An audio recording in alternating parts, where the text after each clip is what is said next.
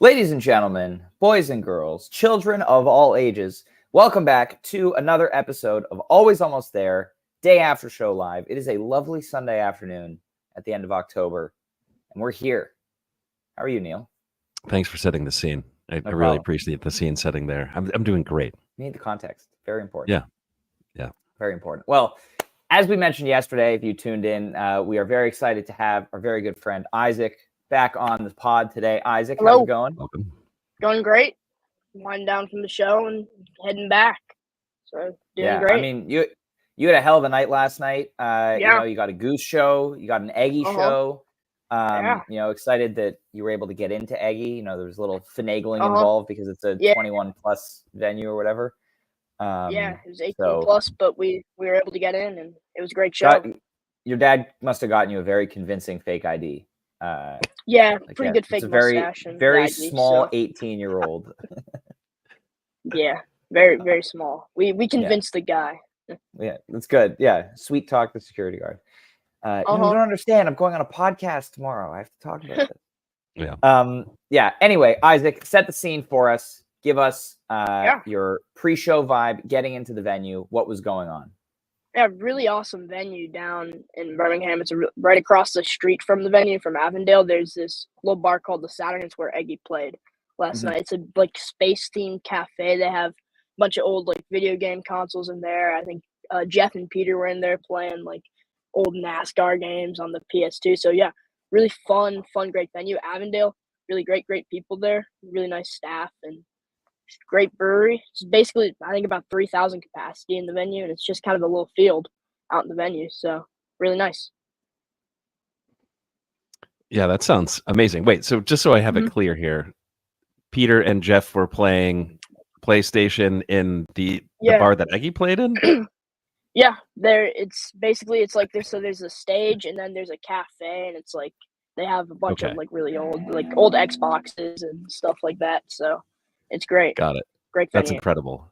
I wish I was a fly on the wall for Jeff playing NASCAR. Yeah, no, it was fun to watch.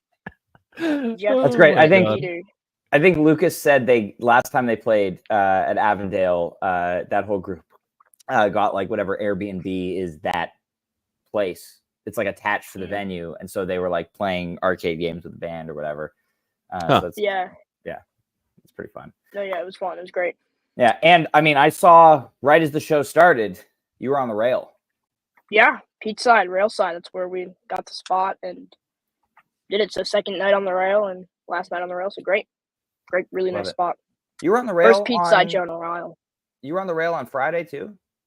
Yeah, Winston-Salem. We were Trevor. Oh, I didn't see you guys on the rail on Friday. I saw immediately as the show started last night. The second I put on the stream, I was like, "Oh, there's Isaac. There's Andrew." Yep. Yeah. But yeah, great spot. Really nice. Awesome. And small venue here. Smaller, I guess. As I don't actually remember if Peter said this last night, but sold out very quickly. So pretty cool. I think I saw a couple of tweets where someone said it was as packed as they've seen this place. So really cool. But let's dive in here. Let's do first four songs here. Elizabeth, Atlas Dogs, One In, One Out, ate up all the cake. Isaac. Yep. Yeah. Elizabeth is a great opener. Always fun. It's just it's such a party. Once they start hitting that first note, it's just dance fun. Great way to open the show. It definitely sets the scene really well. Then Atlas Dogs, the return of that. Haven't played that for a while. It's two really nice songs to start off the show. Really good. I thought they were going to take it for a little spin and jam it, but they went into One In, One Out, which is phenomenal song. And it's my first time hearing that one, some of the new ones. So really nice. That was good. And then the AUATC, Ate Up All the Cake, that just fits One In, One Out so well. I feel like those two songs have a pretty similar vibe and just are really great songs to start off the show and get the show going. Just make you feel good. Yeah, that's a good parallel to draw, a good pairing there. Very astute. Yeah, Liz, high energy opener, crushes.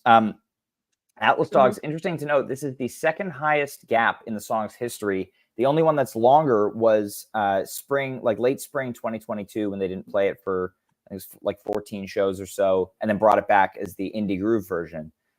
So this was the second highest at 12 shows. And yeah, I like the way that they used it as the segue into One In, One Out. You know, instead of just hard stop and then going into it, like you get a few seconds of jam, a little ambient transition.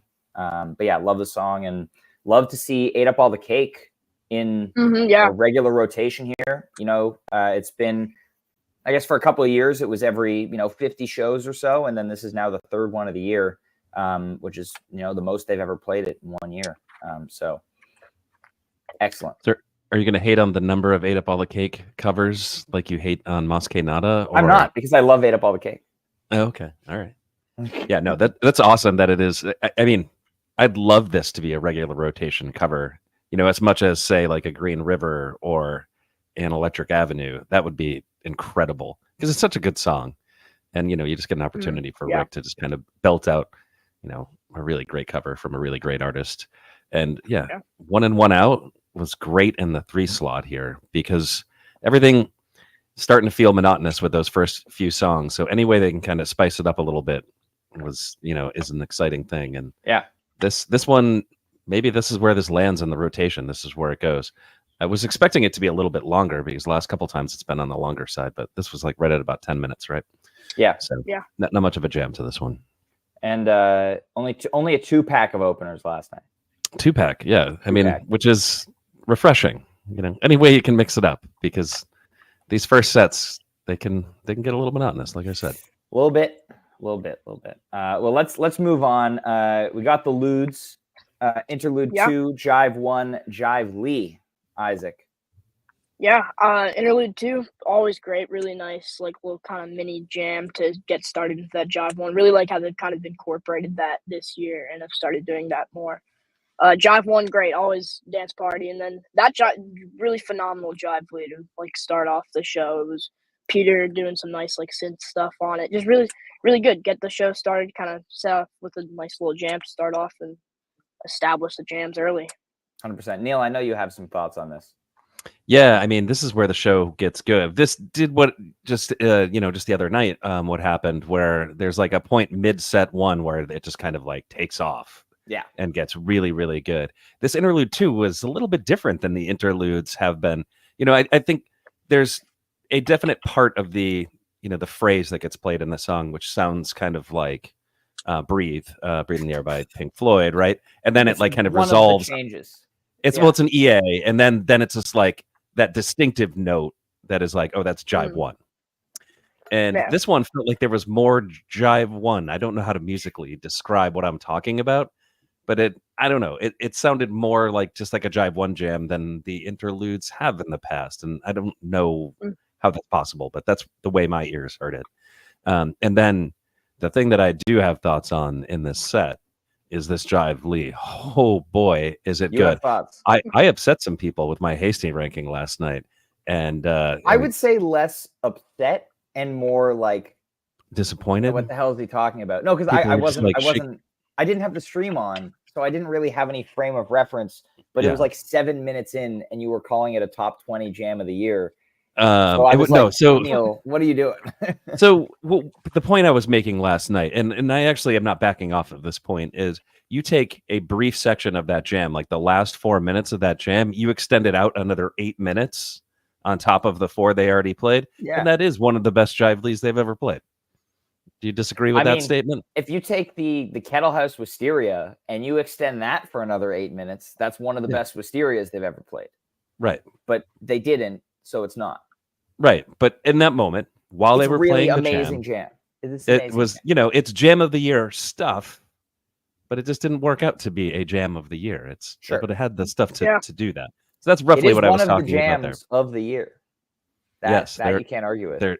Well, hey, you've got every single jam they played this year on your playlist, so it's going to land somewhere on yours. I love this Jive Lee, and I love the Peter really going heavy on the textural clav. That's one of my favorite things in the 2024 toolbox, if you will. But just really, really strong Jive Lee, and good to see it jamming a little again. We started off the year with 2 absolutely monumental versions, and then it's kind of been more inside the box synths. So it's good to see them, taking it for a spin again. What's interesting? Yeah. Like vibes wise, this Jive Lee, not the funk fest that you expect from a Jive Lee, right? And I think that's kind of been the case this year throughout, but it starts with kind of Peter playing the synth, that kind of like cheesy synth tone that he somehow managed just to make it sound awesome. Sometimes, what was it? Portland? Portland. When they played Portland. You at did Portland? not like it. Same exact vibe this time, yet somehow it works magically. Whereas measure that against Portland did not work at all. So no, you were not happy. I was not happy with that Jive. One of the things here, this was also one of those Jive Lees. What also comes to mind is like Asheville 2022, when like the riff like barely happens. Like Rick barely plays the opening Jive Lee riff. Just kind of like he does it for like 2 seconds, just enough to like establish like, yeah, we are playing Jive Lee, but then it's gone and they're just jamming. Like they had a place they wanted to go. Cool. Yeah, because sometimes they get stuck in the type 1 zone for a little while before kind of branching out. But this one was just like, yeah, we're gonna kind of, and then gone. We're gone. So yeah, they had a goal and they got there and they did it and they did what they needed to do. So great. Exactly. And then the first set closes with Turn Clouds and Big Modern. Isaac, your thoughts? Yeah, Turn Clouds, fun song. Not much really about that to say, but this Big Modern was really, really great. Probably one of my favorite jams that I've heard this year. I mean, it started off Trevor really just laying down a bunch of bombs, got really like synthy and spacey, and then kind of evolved into a little bit of like a synth like space bliss jam before like really coming back and going back into that like heavy guitar like intro before going in back to the chorus. Yeah, really nice. Was this your first Big Modern? Yeah, also my first Big Modern, so got a couple of the new songs this first set, but yeah, blown away. Big Modern is just a fun song in general too. It's so good. It's great, yeah. It's so good. Yeah, the crowd was not hype enough during the heavy part. I noticed on the stream. So Alabama, do better. You would think Big Modern would just hit in Alabama, You see Rick's outfit? Like when you came out, and I think Neil, you were the one that said like, they're 100% playing Big Modern tonight. When he comes out in like the button down shirt, sleeveless with the flannel, sleeveless. Just absolutely incredible, and full flex all night too. Just like it was great. Definitely a good call there. He got his pump on before the show. Yeah, totally. But yeah, no, this might be my favorite Big Modern yet. Interesting also to note that they skipped that kind of ascending progression towards the end. It went right back into the riff, which caused a little bit of confusion. A little bit of a hiccup on the timing on the re-entry into the chorus. But interesting that, they're kind of leaving themselves open to doing something like that. The way that like Rick kind of stumbled back into the riff very organically out of the jam. And he just kind of said like, screw it. Like, we don't need to do the whole composition here. Like we found our way back in naturally and we're just going to roll with it. So that I thought was cool. Yeah. This Big Modern, I'm surprised you don't have more words to say about this Big Modern. This is the jam of the night, 100%. And this is definitely the best Big Modern they've ever played, 100%. This is doing Goose will disagree. Which does he like more? Homedale? He loves Homedale. He's crazy. He's absolutely insane. We haven't talked about this. He's been very quiet lately, but we should bring that discussion up with him. But yeah, I mean, this has got a lot of really interesting parts to it. Isaac already touched on that. I like a very strong, like psychedelic vibe in the beginning, then a bliss component, but it's like not a bliss jam. It's like right in the middle of like the two kind of vibes, and that is just like absolutely gorgeous stuff. And yeah, it just feels creative, I think, is the way that I would describe this. It just went to a bunch of different places. And then the way that it kind of just comes back together at the end, like you said, Ryan, they kind of like skipped a portion of the song, but I think they just found their way there in the jam, and the way that it comes together is so good. That's the beauty of improvisational music. Every once in a while, everything falls together perfectly and just sounds so right. And that's what that sounds like to me. So this one, Ryan, would you say this is a like top 20 jam of the year? You think it's close? Because I think it is. I don't know about top 20, but it's definitely it's middle of the pack of the playlist. I think that's right. I would put it around 30, give or take 5 or so. So one thing, I don't know. I have to look at the playlist. on that thread of the conversation, though, I think when they were playing, let's say over like the last 15 shows, I wasn't feeling like every night there was like something that I really want to like listen to and add to my playlist. Last 2 nights, I've been like, so there's like that one there, and I got to re-listen to that, and I got to re-listen to that, and like that is an exciting place to be. That's where we're at musically. That's where they're at musically, and yeah, this is the good stuff. And I feel like they're kind of riding a wave right now. This end of this first set is an example of that. That Jive Lee, they found an amazing space, and Big Modern, they actually kind of pick up that vibe a little bit somewhere around the middle of this jam. So they're really finding cool spots, and then they keep it going into the second set too. This vibe is continued with the set 1 open or set 2 opener. Yeah, and also just want to note Peter starting to open up the Moog Muse a little more. You know, that the right at the end of the Big Modern jam, he's doing that kind of like wah, wah, wah, wah, wah, thing on the Muse, which is great. Finding new sounds on that as he spends more time with it, he's learning what it does. He's learning how he can use it more. And I'm here for it. Isaac, you had something. Oh yeah, it's definitely new territory, I feel like, for Big Modern, and definitely Peter's exploring more with this, trying to do stuff. I noticed that a lot during this show is how he's kind of incorporating more stuff, which I'll touch on later. Awesome. But yeah. Well, let's head into set break here. How are you guys feeling? What were you expecting? What was going on? Good. I mean, just excited. I mean, just ready to go and ready to hear what they play again, like always. And just kind of chilling and excited coming off that Big Modern, really, really good, and just looking forward to see what they did. So, yeah. Look it up. See what you can do. All right. Start off the second set here. We've got Drive. We've got Take On Me, and we've got Rockdale. Yeah. I'm a really big fan of this drive. I like this drive a lot. It's just like really solid, and then like Peter laying down some like really nice like kind of funk riffs and Rick just playing over them. Really good. I think they should have taken this drive out longer and maybe skipped over Take On Me, in my opinion. Like Take On Me is a fun song and it's a fun, the crowd likes it, but I feel like they could have done a lot more with this drive jam and like really have elevated it and kind of continued and gone into like some spacey stuff after doing like some really nice funk stuff. So that's my thought on that. Rockdale, great song, pretty all right jam, solid. Yeah, standard, nothing too special. Yeah, I'm with you on the drive there. This is a really awesome 2-guitar Goose jam. Rare that you see Peter sticking with the guitar for this long through a jam like this. This is usually a one that will call for like synths or maybe some vintage vibe or something like that. But yeah, I love, as always with all 2-guitar Goose, the way that Rick and Peter are interacting musically in a jam like this is so good. And I agree. I thought, as it started to quiet down and I saw it was getting to the end, as I listened this morning, I was like, oh, they're going to go into Take On Me here. But like, yeah, there's definitely more exploration being left on the table by doing that segue. And that's where you get the detriment of, them being very set on, we're going to play Take On Me in this set, because they look at it and they're like, okay, we need to play that now instead of, continuing to jam. But Take On Me appearing for the first time since Milwaukee last year, 83 show gap. That was a fun one. Missed Echo Take On Me from 9/17/23. If you like to dance, go listen to that segment. Neil.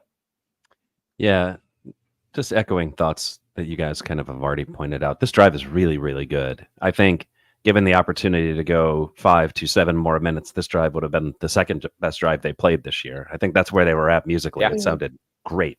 So this don't sleep on this one. Second best. Second best, yeah. Better than SPAC, you think? Actually, yeah, fair point. Third best. I would put it in the same league. If this, these ideas kind of were allowed to flesh out. It's actually very similar in spirit to the SPAC drive, I think. That's actually good. I did notice that. It's similar riff, more toned down than SPAC. But yeah. Yeah. So this is good stuff. I guess that's my point. This is one of those smaller jams that has excellent jamming. So, we've already talked about this already with the Jive Lee. This is all excellent jamming throughout the night. The band is playing incredibly well. Just going to keep making that point as we go on. Take On Me, like you said, kind of caused that to be cut short. Although, I mean, you kind of got to have these covers. This is what Goose does, and they've always kind of done this thing. And then you have an incredibly abbreviated Rockdale in a very weird spot. But I was still like incredibly abbreviated, just like pretty standard. Rockdale. Which is like straight up Rockdale. They just it's like played 14 the song minutes. in the middle of the second set. Yeah. Oh, So not what you expect from Rockdale, really, No. ever. Where it was located, and I expected it to close the first set. Everybody knew they were going to play the song tonight. Like it seemed impossible for them to not play it tonight. So, or last night. So, that's where you get it. Yep. There you go. Next up, we've got Creatures, Kylie, Slow Ready. Hit it, Isaac. yeah. Yeah, really fun. This next 3 songs really good. That Creatures was, I also think, kind of similar to this drive, that if they had kept it going for a little bit, it could have been really solid, because you had some really nice interplay between Rick and Peter to kind of head into a nice, like, spacey section, and then they just kind of spaced it out for a little until they went into Can't Get You Out of My Head, which it's a fun song, but would I have much rather them kind of keep doing some stuff in Creatures? I think, yeah, I would have, but can't get that. They did redeem themselves, I think, with the jam there. A very Cold Rain and Snow. It almost felt like that they kind of.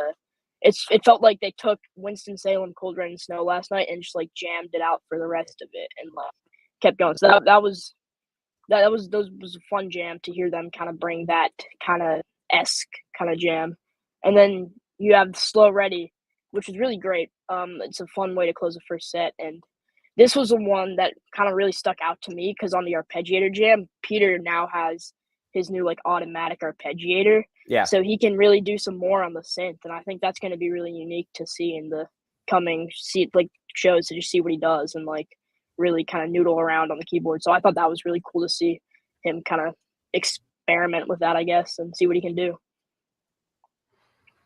Yeah, man.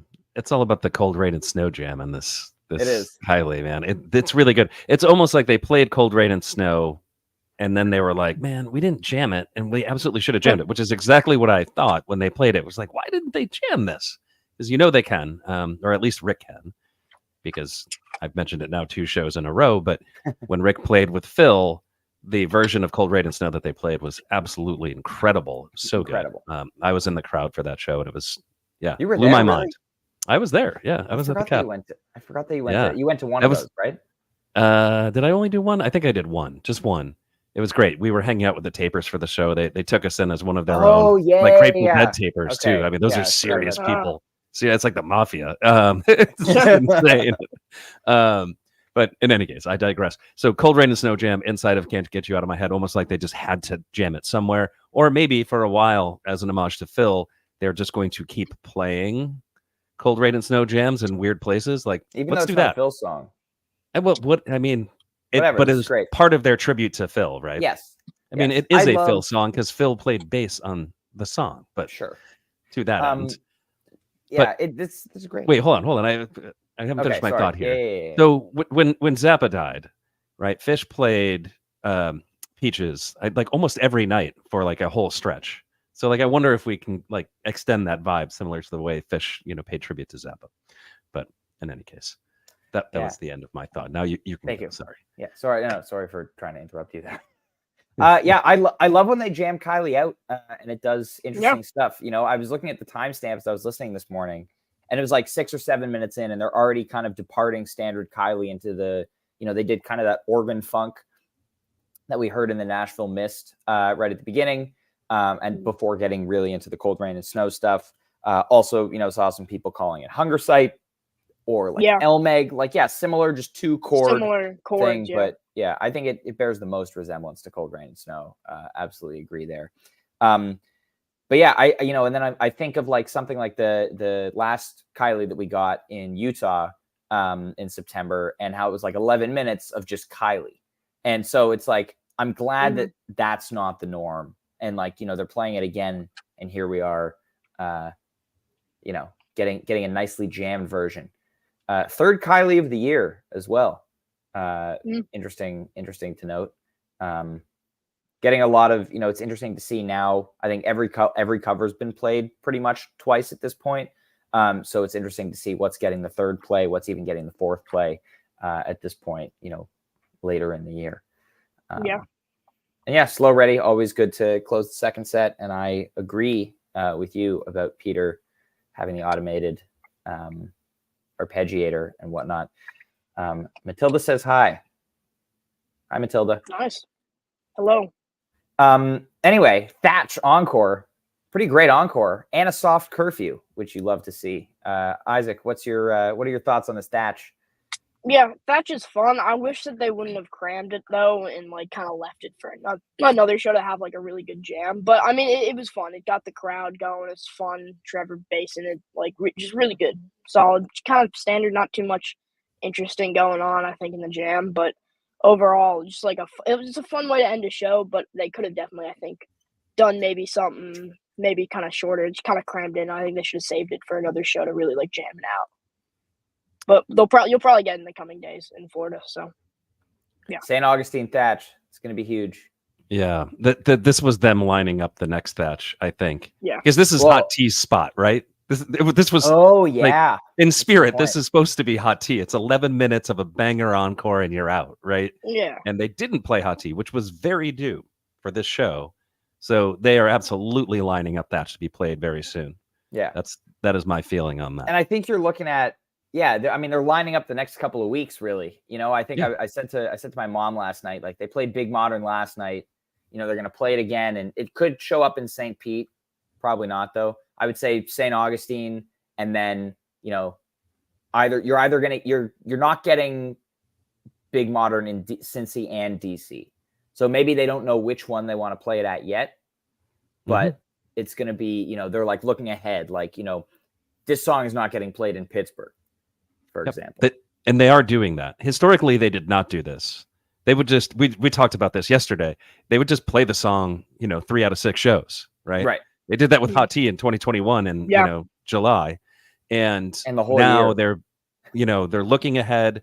And they're actually doing a lot of things, I think, set list wise, with like looking at set lists that they've played in regions prior to playing that show. And then they look at the next show and then they say, okay, we're going to play these songs because we already played these songs like over here. So we might play this one like 1 or 2 shows early. So a lot of that's like happening right now. You can see it.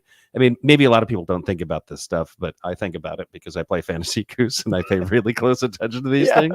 But more than ever, and I've been playing Fantasy Goose for a long time. I've been thinking about Goose set listing for a long time. More than ever, they're doing these very, very well thought out set list choices.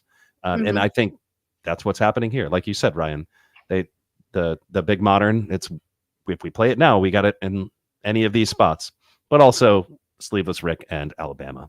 You know, there's all kinds of reasons. I was kind of hoping for like a Miami Big Modern. I will say, but you know, I'm excited to see it again. They can give it the 2023 Thatch treatment, man, and just play it every 3rd show. You never know. Well, that would mean they're going to play it in St. Pete, not Miami. So, well, whatever.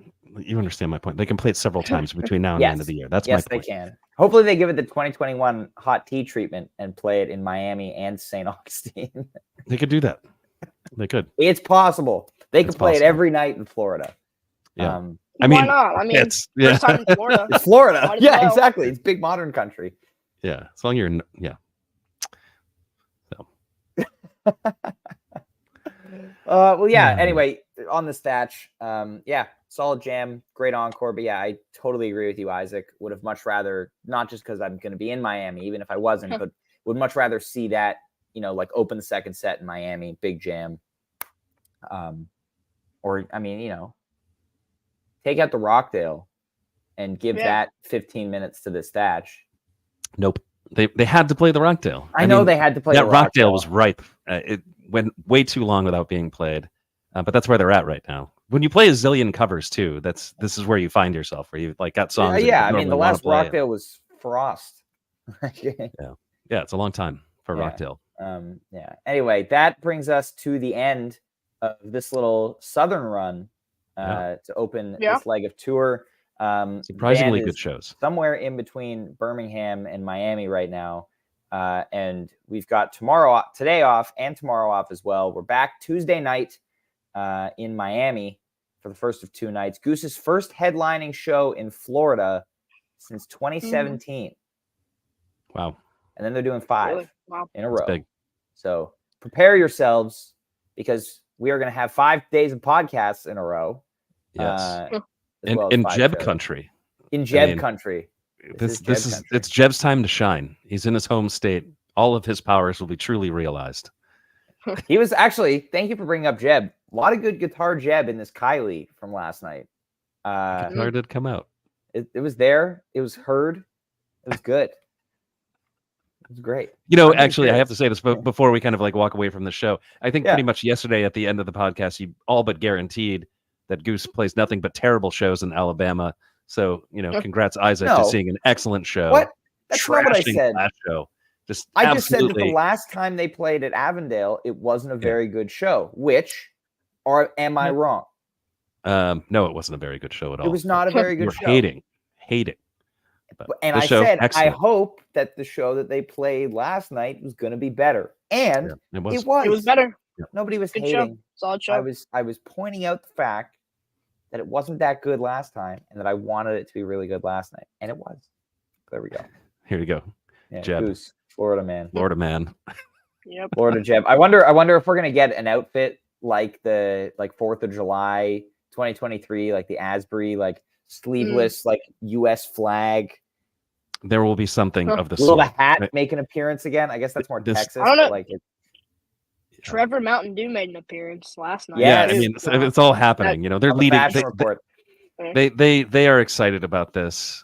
This NASCAR, is quite the tour for fashion. Mountain Dew shirts. Yeah. Jeb, Wake Forest, yeah, cowboy hat. We're leather vest. I'm thinking in Florida. We'll see. We'll see. And it's funny because Cotter's been pretty conservative with his outfits so far. Yeah. So maybe he's saving the good stuff for Florida. Yeah. Time will tell. Hit the beach. Anyway, that's it for us. Everybody enjoy the rest of your Sunday afternoon. Isaac, thank you so much for joining us over the past few days. Thank you. Looking forward to having you on again soon. Someday we're all gonna work for you in podcasting. Thank you for being on. And everybody, thank you for tuning in. Of course, we will see you on Wednesday at 3:30 p.m. Eastern to talk about Miami Night 1. Guaranteed to be a heater. Because as Neil always says, the vibes are better when I'm at a show. Yeah, I think I said the opposite, but yeah. Yep. All right, everybody, enjoy the rest of your weekend. We'll see you next time. Thanks so much for watching.